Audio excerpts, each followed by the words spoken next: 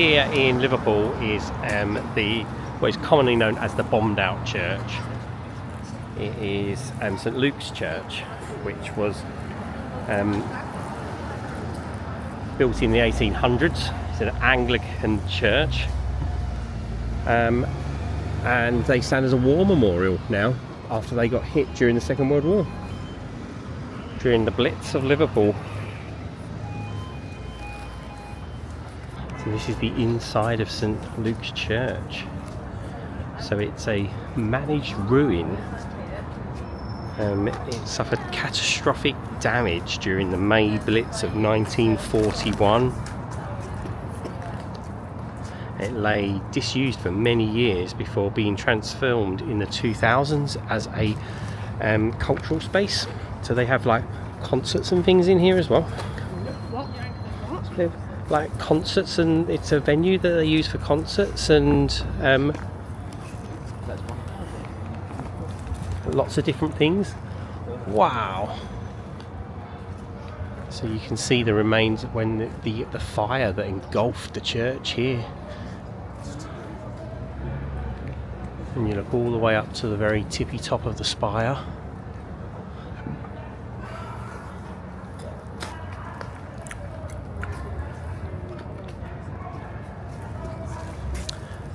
So this land was given to the Earl of Derby in 1791 for the Church of St Luke's to be built. How do you know all this stuff? Because I'm reading it from a piece of paper.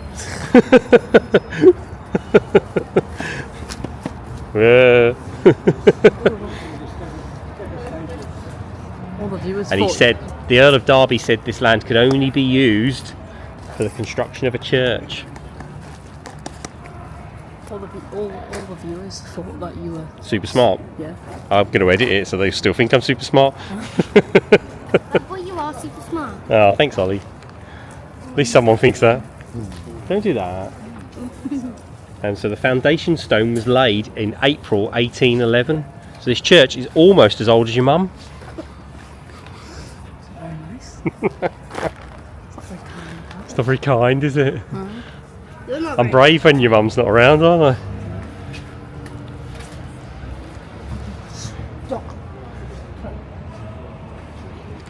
Do you reckon there's any ghosts?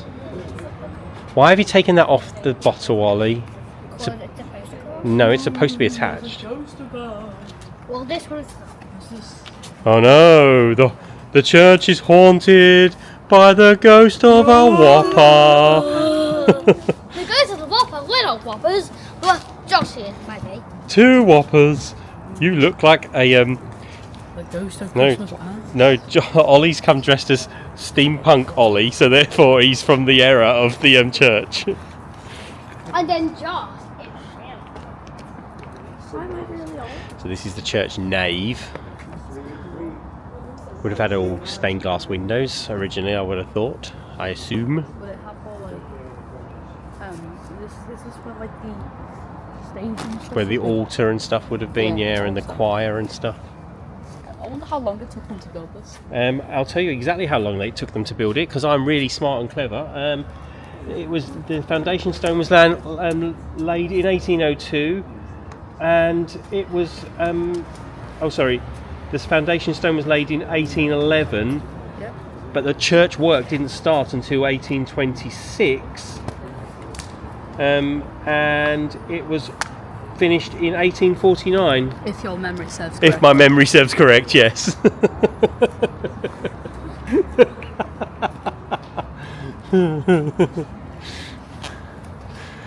Oh God, all this stuff that I record, your weddings, the videos at your 18th birthdays and your 21st birthdays are going to be amazing. Everyone's going to have to sit there for an hour watching a video that Daddy's put together.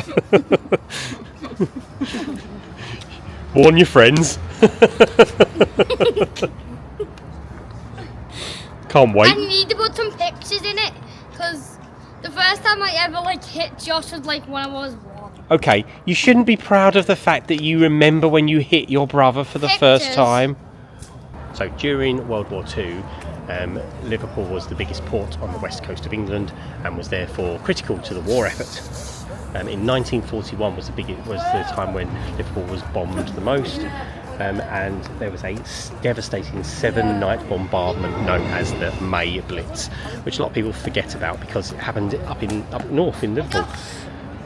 The church was struck by an incendiary bomb, causing a large fire which swept through the building. By approximately 25 to 4 in the morning, the time at which the clock's towers stopped working, the fire had ascended the tower, causing several bells to cascade to the ground, whilst the building's masonry shell remained largely intact. So fire gutted the inside of it, but as you can see from the actual building itself, the shell of the church remained intact. After the war, lots of different plans were proposed for its use, but it never really got used for anything except as a memorial to the casualties for the Second World War. It is a Grade 2 listed building, and the interior has remained largely derelict until the 2000s, when it was cleared out and has been used more recently for concerts and events in the area. So this is St Luke's Place side entrance. So if we look along here, so you can see the outside of the church here, but if we scroll slowly over to here in the garden, we can see a statue which commemorates the Christmas peace during World War I. Let's have a look at it. We'll go round the corner, it'll be a bit easier to see. So this statue here commemorates a very famous part of World War I, which was the Christmas peace that happened between the German and the British soldiers, where they supposedly played football in no man's land. So this here is a memorial to the Great Famine of 1845 to 1852, which happened over in Ireland. The English rulers of Ireland at the time were complicit in this. I think I don't know an awful lot about the famine. So I don't know an awful lot about the Irish famine. However, it was attributed a lot to the potato blight, because the potato crop was one of the largest in Ireland at the time. And when it failed, a lot of people died in there, and the British didn't do an awful lot to help them, from what I understand, which isn't great considering we were the rulers of the country. Not one of our finest hours. Yeah, what is it of, Josh? Christmas trees. What? Christmas trees. It is the Christmas trees? Do you know what you said? What? The Christmas trees? I was thinking, what? It's not a Christmas tree? And Josh thinks this statue is of the Christmas trees. Let's say Christmas trees. You're the one who thought it was Christmas trees. Okay, Josh did say Christmas trees, not Christmas trees. I'll let him off.